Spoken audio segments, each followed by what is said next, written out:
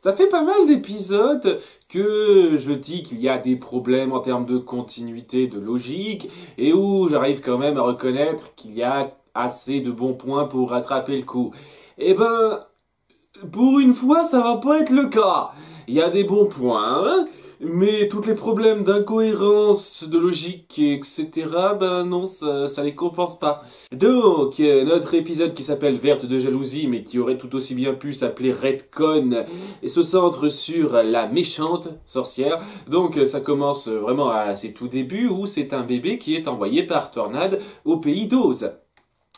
Donc ouais, déjà, on peut aller au pays d'Oz par tornade, et j'aimerais garder bien ce fait en tête. Elle est recueillie par deux fermiers, je ne sais pas exactement ce que c'est, à la Hercule, quoi. En gros, elle est recueillie par deux personnes, et elle montre des pouvoirs magiques pour les sauver d'une branche qui tombe.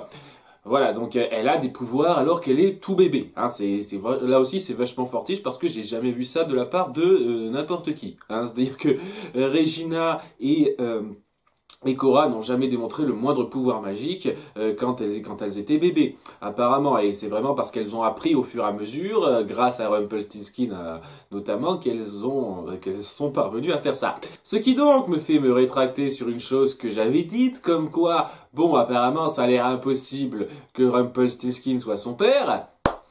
Mais semble-t-il que oui, je vais y revenir. Donc on a une scène juste après ça, c'est-à-dire la scène où elle est recueillie bébé, puis la scène après, c'est elle qui est adulte avec son père dont elle s'occupe après que sa mère est morte.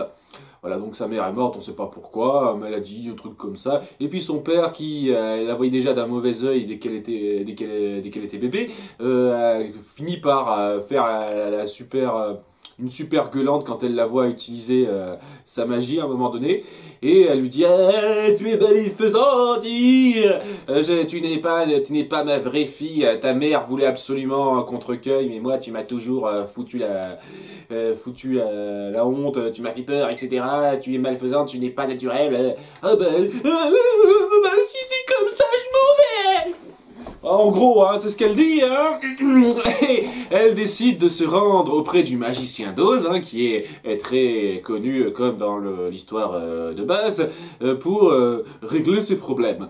Voilà, et le magicien d'Oz, qui est vachement conciliant et vachement sympathique, lui dit tout.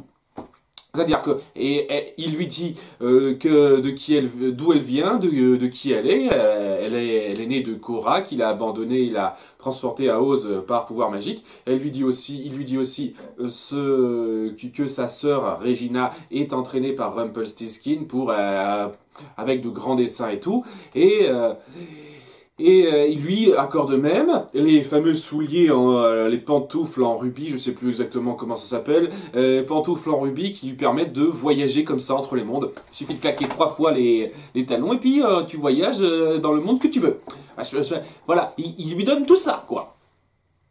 Tout ça, vraiment, le magicien d'Oz, vraiment sympa de chez sympa, hein, parce que là, pour lui permettre de faire tout ça, c'est fortiche, quoi. Donc ouais, suite à ces nouvelles révélations, Zelena part tout de suite en mode ah ouais, je devrais être à sa place, je devrais avoir ce qu'elle a, et elle se rend donc dans le pays de la forêt enchantée pour tomber sur Rumpelstiltskin qui est très étonné de voir qu'elle a des pouvoirs magiques aussi forts. Voilà, et donc il décide de l'entraîner en parallèle avec Regina, et au début ça se passe bien, mais quand Zelena apprend qu'il continue d'entraîner Regina, alors que pour elle maintenant elle est convaincue qu'elle est la meilleure, que c'est elle qui devrait aider Rumpelstiltskin à faire ce qu'il faut, mais voilà, Rumpelstiltskin se rend compte qu'elle est tellement obnubilée par ses cours, par Rumpelstiltskin tout court, que ben si elle devait lancer la malédiction, la personne qu'elle aime le plus, qu'elle devrait tuer, ben ce serait Rumpelstiltskin. Et ben il est pas trop prêt pour ça.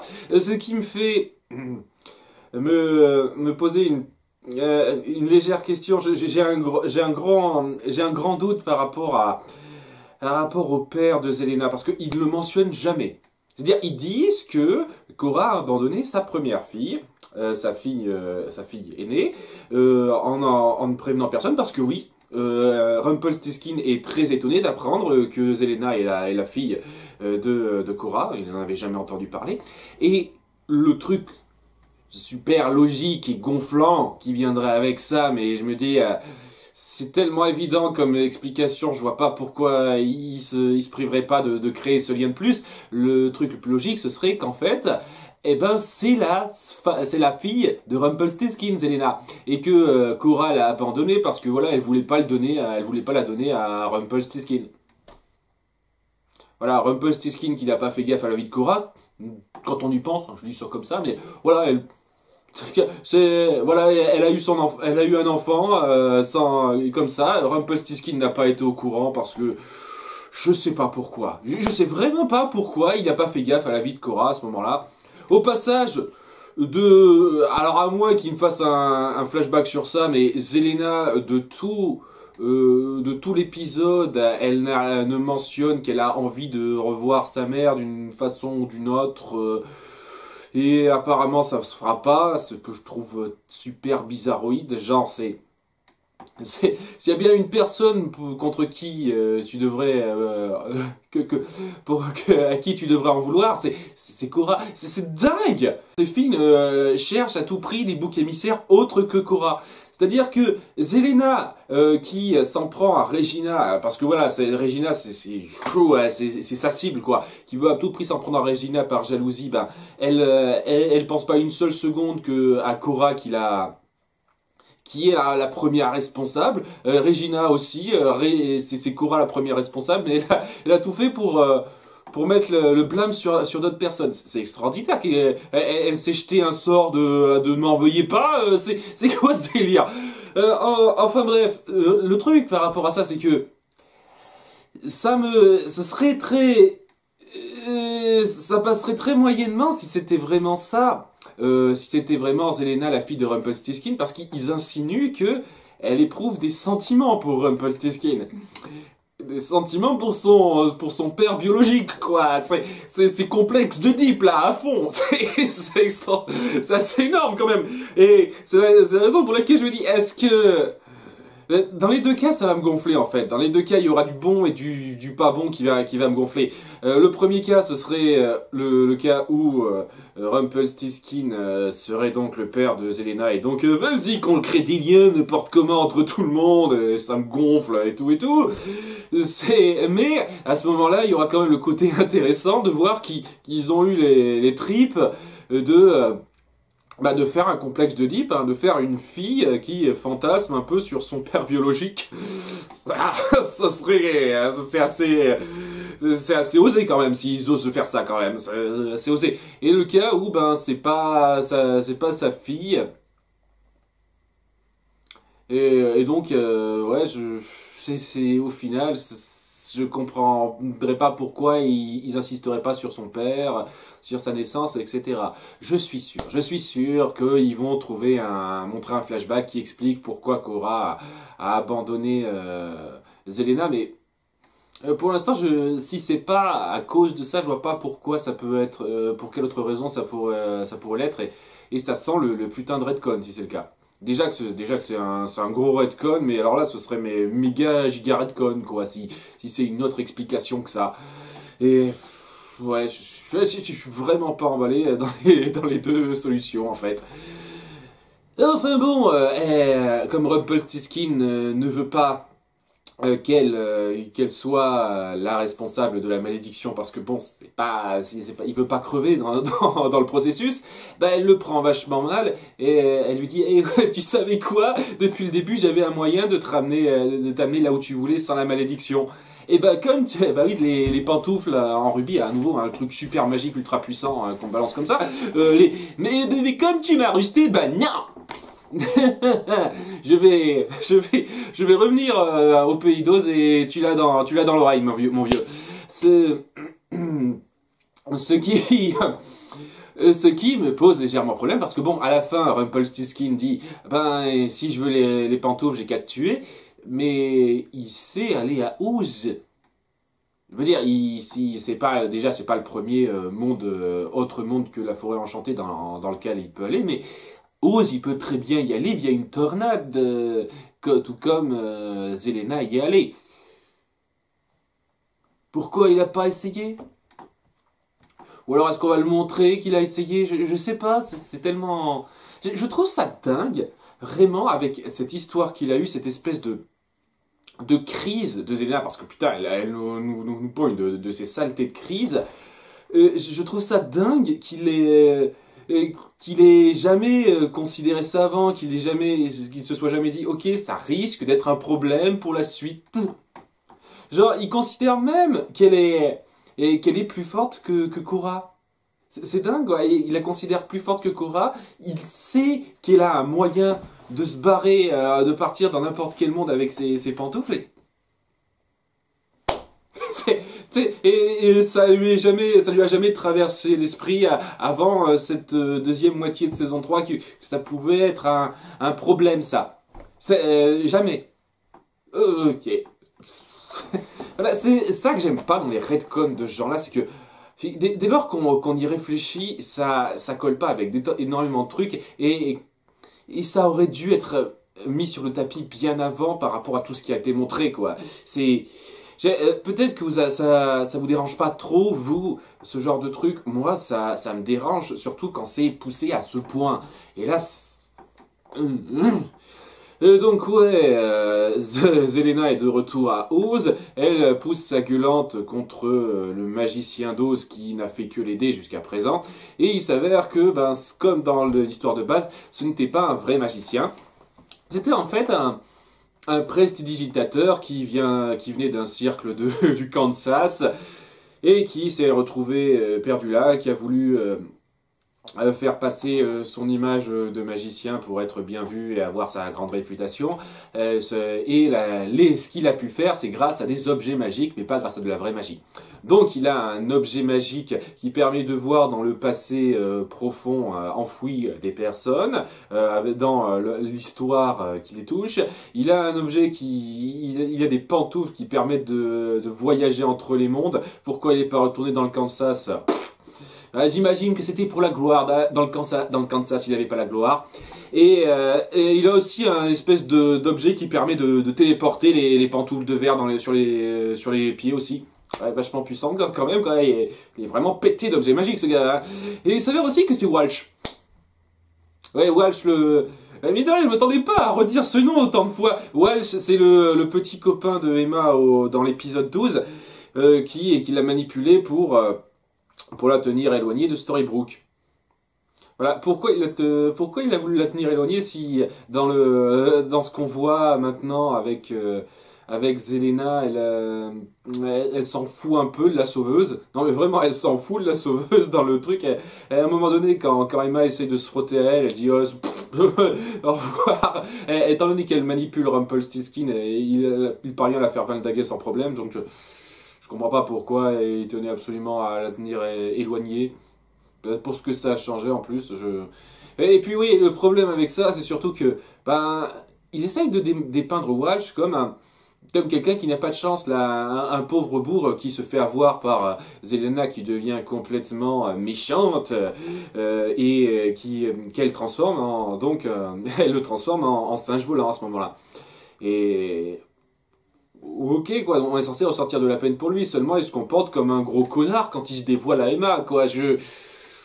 Les deux visions ne vont pas très bien, quoi. Si vraiment vous aviez voulu montrer ce personnage, le côté tragique du personnage de Walsh dans ce qu'il vit, vous auriez pu essayer de faire en sorte que ce soit plus...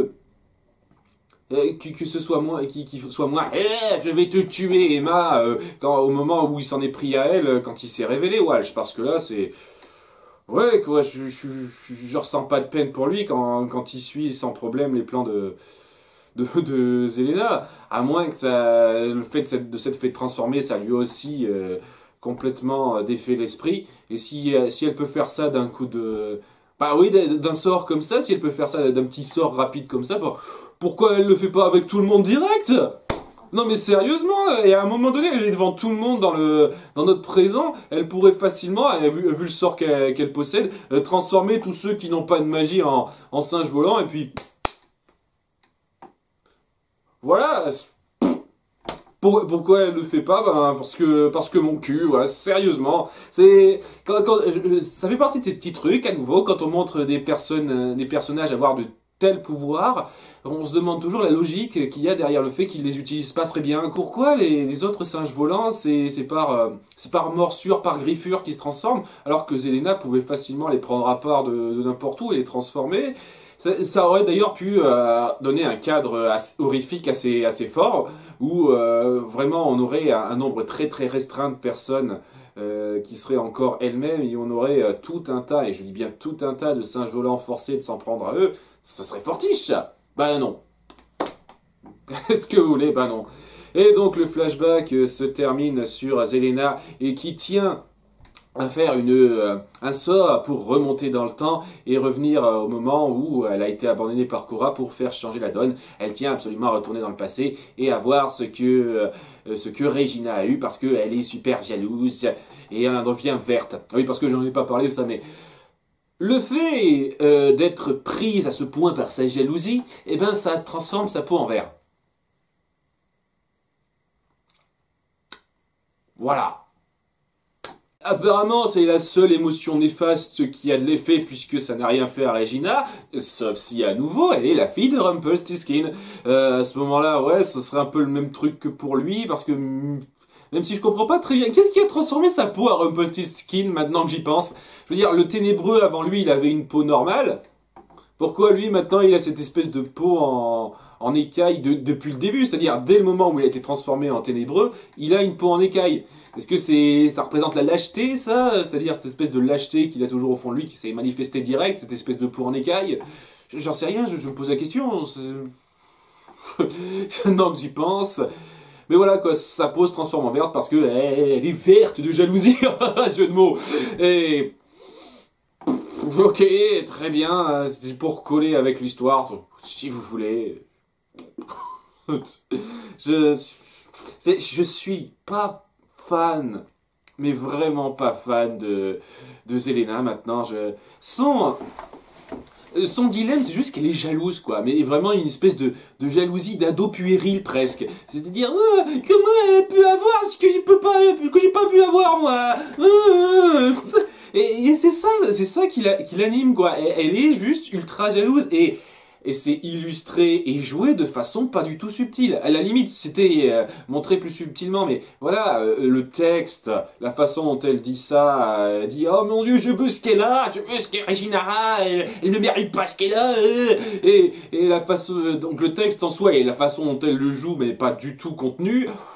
Ouais, quoi, je trouve pas ça sensationnel, et c'est pas un personnage extraordinaire, hein. À nouveau, si c'est plus développé en flashback, peut-être que j'arriverai un petit peu mieux à comprendre ça, peut-être qu'on aura un deuxième flashback sur Zelena. Après, je suis relativement certain qu'elle va pas durer après la saison 3, hein, qu'elle va mourir juste avant la saison 4. Mais qui sait, peut-être que je me trompe, allez savoir. Ce personnage, vu comme il est abordé, je le trouve pas intéressant. Son flashback était vraiment sans doute un des plus mauvais pour moi. Peut-être, voire le plus mauvais que j'ai jamais vu pour l'instant.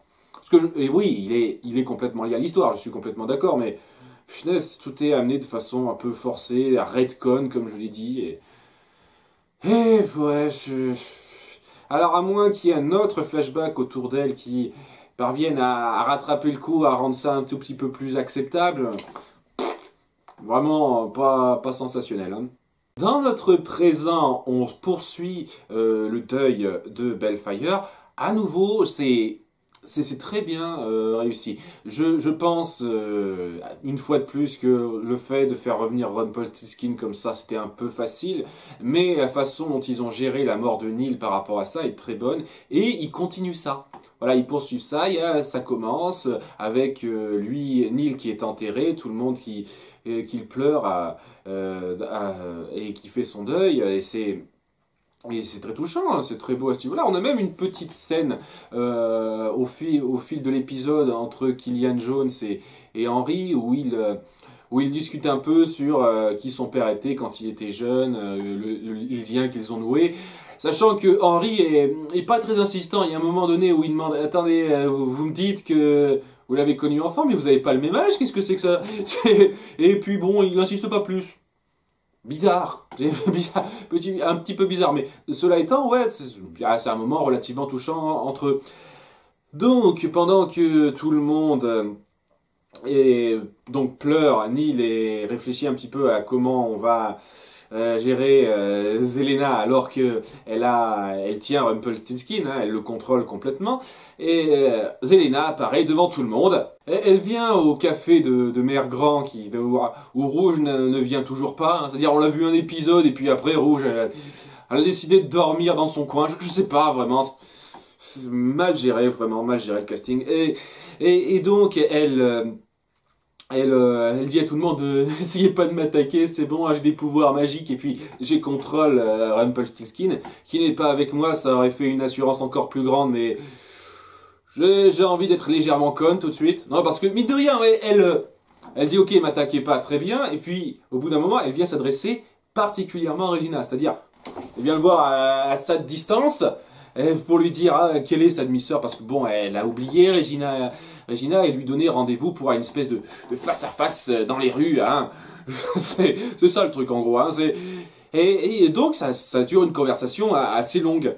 Voilà, où elles sont comme ça, et elle fait gaffe à personne d'autre à part Regina, Zelena. Je sais pas pour vous, mais moi je serais à la place de quelqu'un, je me mettrais doucement derrière elle et je lui tirerais une balle dans la gueule. Hein. Je sais pas, à la place d'Emma, moi je ferais ça pendant que Zelena parle à Regina. Je suis ta demi-sœur, viens voir dans ton caveau une lettre de ta mère et tu sauras que c'est vrai. En attendant, je te donne rendez-vous à...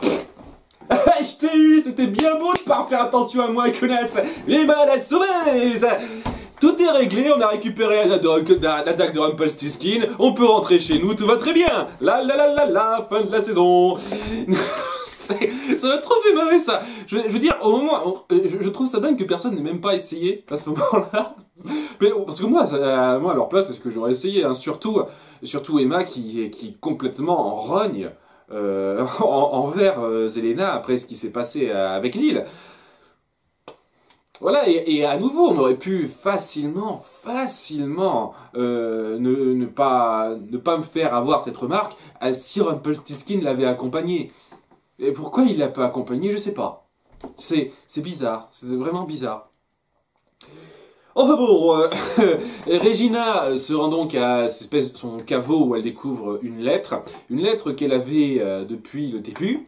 Et qui raconte, c'est une lettre de Rumpelstiltskin qui raconte qu'elle a trouvé sa fille première-née et qu'elle elle est très forte, voire même meilleure que toi en magie, la sorcière la plus forte que j'ai jamais vue. Et elle dit que pendant tout ce temps, ouais, elle a une petite conversation, un cœur à cœur avec le prince, qu'est-ce que je raconte, avec Robin des Bois. Et elle lui dit pendant longtemps j'ai toujours cru qu'il parlait de moi et c'est ça qui me réconfortait. Comme on ne l'a jamais vu avant. Super, Redcon, c'était là depuis le début, bien sûr. Et puis je sais pas, la façon dont c'est amené, ça a pas l'air d'avoir duré très très longtemps le délire entre Zelena et Rumpelstiltskin. Et puis pourquoi Rumpelstiltskin ferait une lettre à Cora? Il vient la voir régulièrement dans le Pays des Merveilles, c'est ça? Je comprends pas pourquoi il écrirait une lettre à Cora, à Rumpelstiltskin. Je pige pas, punaise. C'est tellement... Pendant ce temps-là, Belle, Emma et compagnie se rendent dans la cabane de la méchante sorcière dont elle n'a pas déménagé, hein, c'est-à-dire qu'elle se croit tellement puissante qu'elle fait gaffe à rien du tout. Et donc, en se rendant vers la cage de Rumpelstiltskin, Belle essaye de le sauver, mais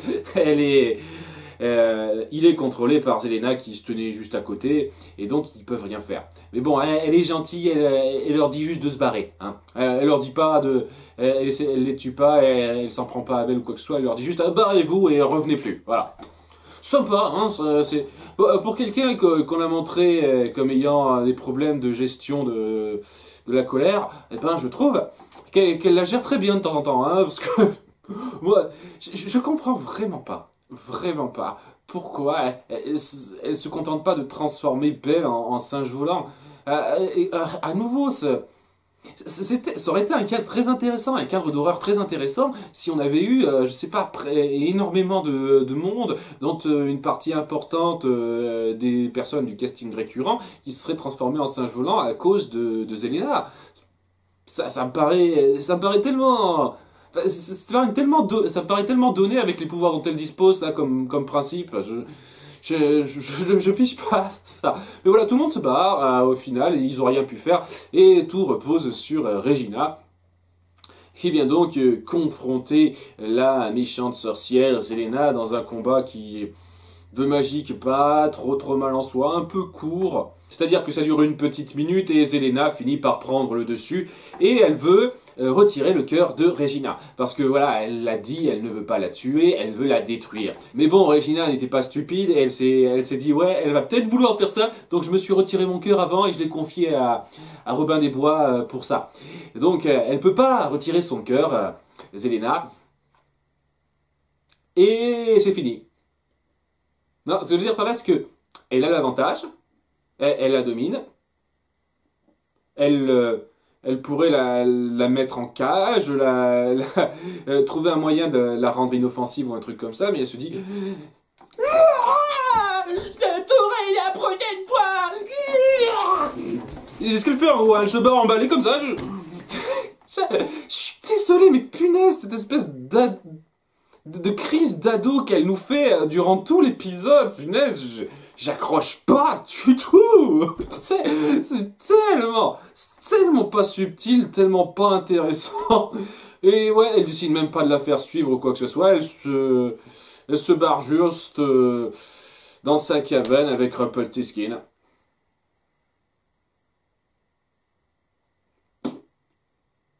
Ok. C'est bien. Sachant que bon, mine de rien, il semblerait qu'elle voulait prendre le cœur de Regina pour faire un sort afin de revenir dans le passé. C'est le courage du prince charmant qu'on avait vu avant et le cœur, c'était pour concocter un sort qui lui permette de faire ça. D'accord, bon... Ok, alors je vais dire un autre truc que j'aime bien, parce que oui, j'ai pas trop insisté sur les trucs que j'aime bien, il y a des trucs qui sont pas mal fichus quand même, en termes d'action, c'est pas mal, les petites interactions entre Regina et Robin des Bois sont sympatoches, même si j'ai un peu de mal avec un détail. Le fait est que elle ne récupère pas son cœur à la fin de l'épisode, elle le confie à Robin des Bois. Voilà, c'est symbolisme, je te confie mon cœur, je te l'offrette. Et le truc, c'est que malgré le fait qu'elle se soit retiré le cœur, elle arrive quand même à avoir des émotions. Oui, on sent clairement qu'elle ressent toujours quelque chose pour Robin des Bois. Et je sais pas, peut-être que c'est la proximité de son cœur qui lui fait ça, j'en sais rien, c'est un peu bizarre. Mais bon, ce petit détail à part, et j'espère que c'est ça, quoi. C'est juste la proximité de son cœur quand elle parle à Robin des Bois qui fait qu'elle arrive encore à ressentir des trucs. Mais quand elle aura pas son cœur sur elle, normalement, elle devrait être comme Cora à ce moment-là et ne rien ressentir ou vraiment ressentir que des trucs, pas d'émotions fortes, d'amour, de liens précis, etc. Qui fait d'elle quelqu'un pour qui on peut avoir de l'empathie. C'est ça le truc, j'espère que ça sera joué là-dessus et que ça va pas dire bon bah elle arrive à avoir ses émotions comme avant sans problème malgré le fait qu'elle a pas son cœur parce que mon cul, hein, à nouveau, hein, c'est pas ta gueule c'est magique, hein, c'est mon cul, hein, ça veut rien dire à ce moment-là. Donc j'espère que non, hein, j'espère que ce sera pas ça, mais en dehors de ce détail-là, c'était des interactions plutôt touchantes entre elle et Robin des Bois. Et aussi un dernier truc que j'aime bien, c'est l'idée que cet épisode amène, c'est-à-dire que ben ce sur quoi l'épisode veut partir, c'est le fait que la méchante veut retourner dans le passé et tout défaire en fait.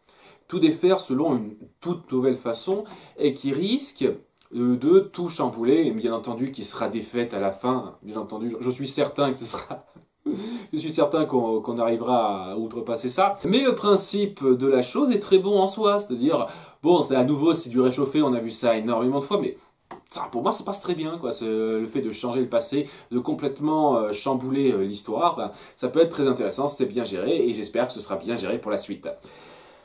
Enfin bref, ça n'empêche que j'ai pas trop aimé cet épisode, parce qu'il y a beaucoup trop d'incohérences, le personnage de Zelena est pas très bien géré.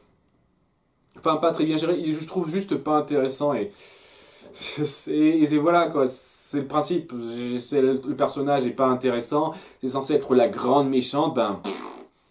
Trop d'incohérences, de retcon, Zelena pas super attachante ou intéressante, et ben, ça aide pas à apprécier l'épisode, et malgré les bons points, ben j'y arrive pas. Voilà, ce coup-ci j'y arrive pas. Voilà, premier épisode de la saison 3 que je n'aime pas, et j'espère que ça se rattrapera sur la suite. A très bientôt pour l'épisode suivant, ciao!